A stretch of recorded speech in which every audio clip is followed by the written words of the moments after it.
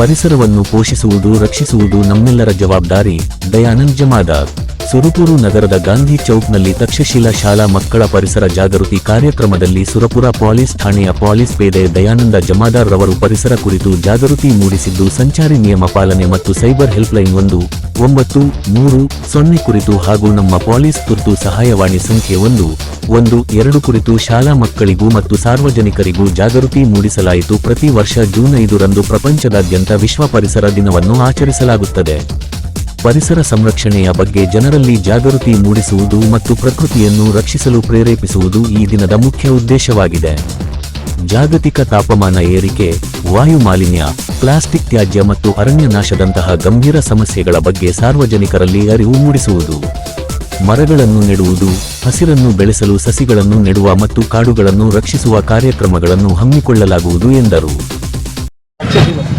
ತಕ್ಷಶಿಲಾ ಶಾಲೆ ವತಿಯಿಂದ ವಿಶ್ವ ಪರಿಸರ ದಿನಾಚರಣೆ ಅಂಗವಾಗಿ ಈಗಾಗಲೇ ಸಾರ್ವಜನಿಕರಿಗೆ ಜಾಗೃತಿ ಮೂಡಿಸುವ ಕಾರ್ಯಕ್ರಮ ಕಿರು ನಾಟಕ ಅದ್ಭುತವಾಗಿ ಮಾಡಿದಂಥ ನನ್ನೆಲ್ಲ ಮುದ್ದು ಮಕ್ಕಳಿಗೆ ನನ್ನ ಕಡೆಯಿಂದ ಹೃದಯಪೂರ್ವಕ ಧನ್ಯವಾದಗಳು.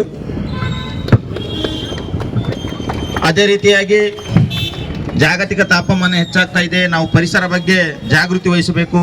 ನಾವು ನಮ್ಮ ಮನೆಯಲ್ಲಿ ಮರಗಳನ್ನು ಬೆಳೆಸೋಣ, ಊರಿಗೆ ವನವನ್ನು ಬೆಳೆಸುವುದರ ಮೂಲಕ ಈ ಒಂದು ಜಾಗತಿಕ ತಾಪಮಾನ ಕಡಿಮೆ ಮಾಡಬಹುದು. ನಾವು ಇಲ್ಲಿ ಈಗಾಗಲೇ ಸ್ಲೋಗನ್ ಬರೆದಿದ್ದಾರೆ, ಭೂಮಿ ನಮ್ಮದು, ಜವಾಬ್ದಾರಿ ಕೂಡ ನಮ್ಮದು. ಈ ಒಂದು ವೇಳೆ ತಾಪಮಾನ ಹೆಚ್ಚಾಗ್ತಾ ಹೋದಂತೆ ಮುಂದಿನ ಪೀಳಿಗೆಗೆ ಬಹಳಷ್ಟು ತೊಂದರೆ ಅನುಭವಿಸಬೇಕಾಗ್ತದೆ. ಹಾಗಾಗಿ ಮರಗಳನ್ನು ಬೆಳೆಸೋಣ, ನಾಡನ್ನು ಉಳಿಸೋಣ. ಮರಗಳನ್ನು ಬೆಳೆಸೋಣ, ಮರಗಳನ್ನು ಬೆಳೆಸೋಣ.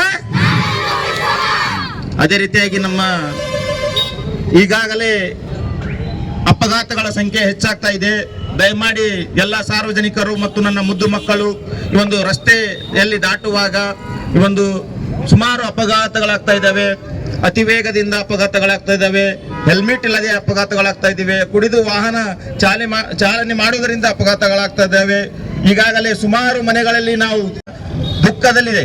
ದಯಮಾಡಿ ನಾವೆಲ್ಲರೂ ನಮ್ಮ ಮಕ್ಕಳನ್ನು ಹೇಳಬೇಕು. ಇವಾಗ ಮನೆಯಲ್ಲಿ ಅಪ್ಪನೇ ಇರಲಿ, ಚಿಕ್ಕಪ್ಪನೇ ಇರಲಿ, ಅಜ್ಜನೇ ಇರಲಿ, ಯಾರೇ ಬೈಕ್ ಸವಾರರಿದ್ದರೆ ಕಡ್ಡಾಯವಾಗಿ ಹೆಲ್ಮೆಟ್ ಅನ್ನು ಧರಿಸಬೇಕಂತ ಹೇಳ್ಬೇಕು. ಹೇಳ್ತೀರಾ? Very good.